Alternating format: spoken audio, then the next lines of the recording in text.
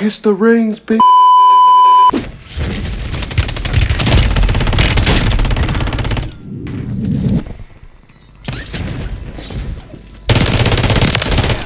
What up? What up? What up, YouTube? In today's video, we're going to be talking about the Holger 26 LMG. Not just any version of the Holger 26. We're going to be taking that LMG and turning it into an aggressive SMG / assault rifle combination. Get up close and personal, hard-hitting, fast-killing TTK machine. So here it is, the JAK Burnout kit for the Holger 26 via the aftermarket part. The JAK Burnout kit introduces an adverse fire functionality that pushes the weapon to extreme fire rates for hertz accuracy as the barrel overheats. This is a pretty cool little thing. We'll show it to you a little bit later on in the video when we get into the firing range. But what does the Burnout kit do for us? Pros: fire rate, damage fall off, bullet velocity, and limb damage are all increased. So it's going to shoot faster, and if you're not hitting center mass, so if you're not hitting chest shots, neck shots, head shots, it is going to give you a damage buff to the arms and legs. So that's a big plus. Cons: sustained recoil control, max damage range, gun kick control, and headshot damage are all decreased. So it did give you a buff to the limb damage, but it did take down the headshot multiplier. That first one, you can see the sustained recoil control. As we mentioned, it is pretty cool what happens as you use this gun, but we're going to show you that when we get into the firing range, when we start shooting dummies and go over the recoil plots. Real quick rundown on the build that we're going to be using for this gun in today's video. First and foremost, you know that we have to throw in the JAK Burnout kit via the conversion kit in the bottom right. Most of the other attachments that we're going to put on this gun are all going to be centered around recoil, because as you do hold down the trigger and you are firing, the longer you hold down, the worse the recoil gets, because as you can see in this picture behind us, the barrel starts to heat up and it's going to expand and make the bullets go all over the place. It's not a predictive recoil pattern at all. We do have the Morn 20 grip, the RB assault stock, and the Kimura Ren underbarrel grip. Those three attachments are all centered around recoil control, and of course, a staple on most of our guns here, the JAK glassless optic. It's going to give us more aiming stability, get that side-to-side visual recoil pattern down for us. Here we go into the firing range, shooting some dummies. We are going to hold it down, and as you can see, we talked about it, a pretty cool thing with this weapon. The longer you hold this thing down, it is going to heat up. It's going to expand the barrel. It's called the Burnout kit. Look at that thing. It's on fire, baby. With the recoil, holding down the left trigger only, you can see, as I talked about, the barrel expands and it catches on fire. And when it does that, it becomes an unpredictable recoil thing. I mean, look, it's going pretty straight up and then bam, hard kick to the left and then a slight deviation going back up to the right. So there's absolutely nobody in the world, there's no attachment you could put on this thing that would make this controllable. Once you get to around 35 bullets, the barrel's going to expand, it's going to catch on fire, and you're going to get just the most unpredictable gun that there is in the game, period.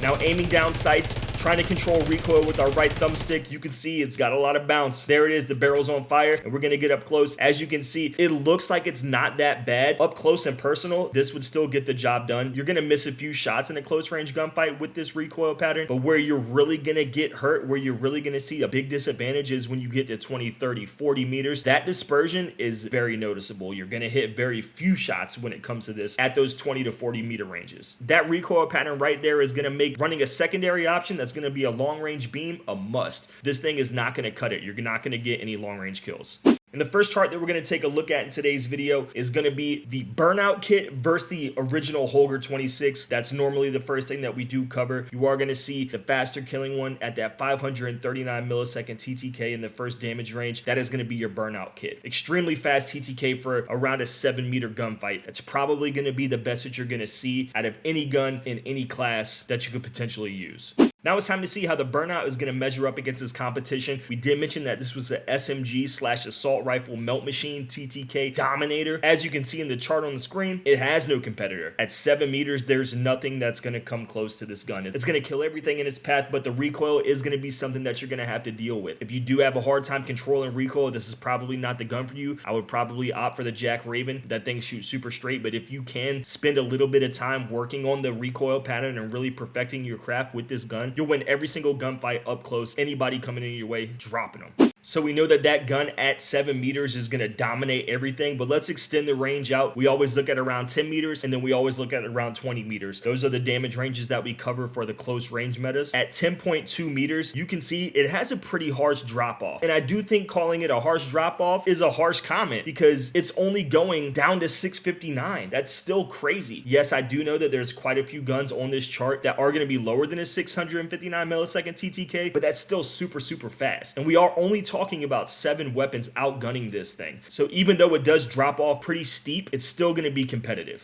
Here at 20 meters, you can see it's making up for that drop off around the 10 meter range, right? We were at a 659 TTK at 10.2 meters. Here we are at 20.3 meters. And look what the TTK still is right here, 659. There's only one gun on this chart that's going to outclass it, and that is the MCW JAK Raven. So overall, this thing, minus the drop off at 10 meters, which I do still think is not that big of a deal. You can see extending it out to 20 meters. If you can hit your shots, which is going to be a big thing with this weapon, you're going to fry almost everything that's going to stand in your way. Now's the time where we take this weapon and we just show you a quick little montage of a bunch of kills so you can see this gun in action at a couple different scenarios, a couple different instances, damage ranges, all that. Then after we do run through those, we jump into our gameplay where we try and get our win with our conversion kit weapon of the day.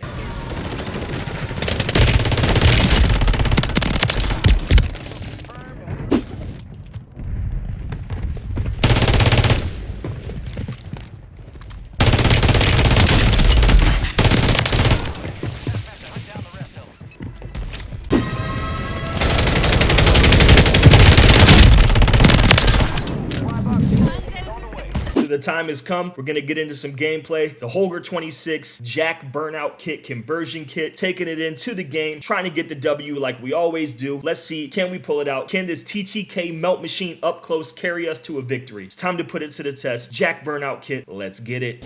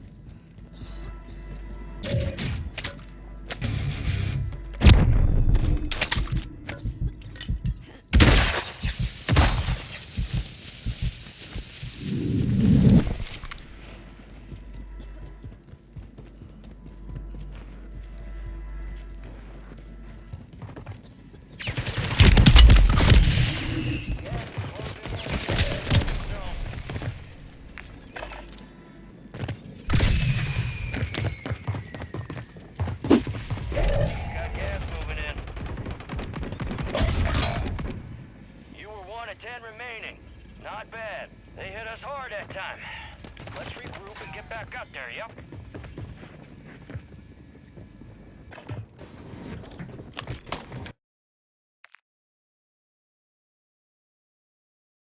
Time to answer that faithful question. Is it good? I'm gonna hesitate to say yes, but I'm not gonna say it's bad. And the reason why I'm gonna say that is there are some scenarios, some gunfights that I got into, and I was thinking to myself, damn, this thing, like, I just fried that guy. There's other times, especially when I first took this gun in game, I think I lost like my first 6 to 8 1v1s, and I was sitting here thinking, there's no possible way that this TTK chart could be giving me good data with this weapon. I'm like, something has to be off. But as I used it more, I did have instances where the gun just knocked people down almost immediately. On a scale of 1 to 10, I would probably give it like a 5 or a 6. The inability to hold down your right trigger or your mouse click and be able to go through a whole clip while managing recoil, it is a big downfall of the weapon. Up close, 1v1s, yeah, you're gonna knock some people down. But at distance, it's just frustrating, especially if you're not running a perk that gives you a fast weapon swap time, because you're not gonna be able to get your other long range gun out in time to be able to get those floaters. That's like the big thing, especially on Rebirth Island. You've got so many people coming back in, floating in, being able to shoot people out of the air. That's how you really get some high kill gameplays. And let's be honest, it's just so fun to beam somebody out of the air and then watch them fall and splat, and then you get that kill register on the screen. So is it good? It's decent. I don't hate it, but I don't love it at the same time. Let me know what you guys think about the gun. Have you used it up close? Do you have a better build than what I've shown you? Do you have a way to control the recoil better than I can? Did you hate it? Did you love it? Let me know in the comments down below. If you did enjoy what you saw here today, smash the like button. It supports the channel, gets us into the algorithm, get those views up, baby. Thank you guys for all the support. Royal Warzone family, we love you so much. Thank you for stopping by today. Don't hesitate to check out one of the playlists at the end of the video. Oh, and don't forget to kiss the rings,